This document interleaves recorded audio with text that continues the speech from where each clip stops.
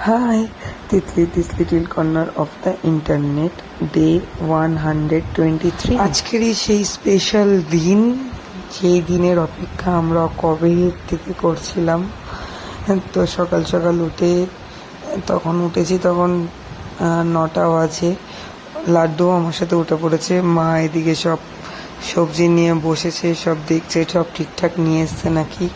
আর এদিকে মাসিরা সব আনাজ ফানাজ কাটলো, এদিকে ঠাকুরের রান্নাও বসে গেছে।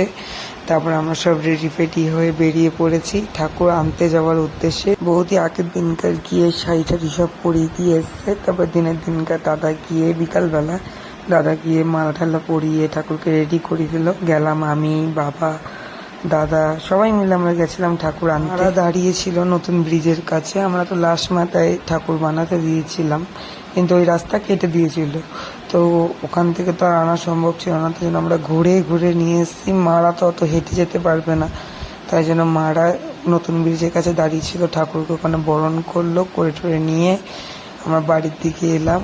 ঠাকুরকে কি মিষ্টি দেখতে না। তারপর আমরা দিকে সবাই মিলে বরণ করে নিলাম। তো বাবা দাদা মিলে ছাদে নিয়ে গেল ঠাকুরকে। তারপর পুজো স্টার্ট হয়ে গেছিল। আমি লাড্ডুকে নিয়ে নিচে ছিলাম, ওকে খাওয়ালাম।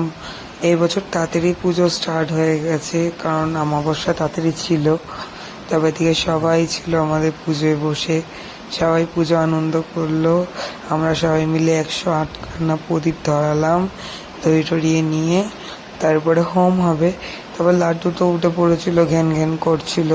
তারপরে এদিকে আমরা পুষ্পাঞ্জলি দিলাম।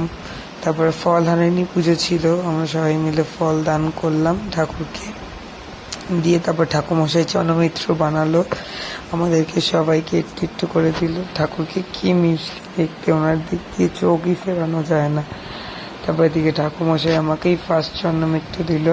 খেলাম, খেয়ে নিয়ে জল খেলাম, খেয়ে দাদা এদিকে বসলো হোম টোম কমপ্লিট করে। তারপর আমরা রাত্রিবেলা ডিনার করলাম, তখন প্রায় 3টে সাড়ে 3টে বাজে। তো আজকের মতন ব্লগ এইটুকানি। তো চলো।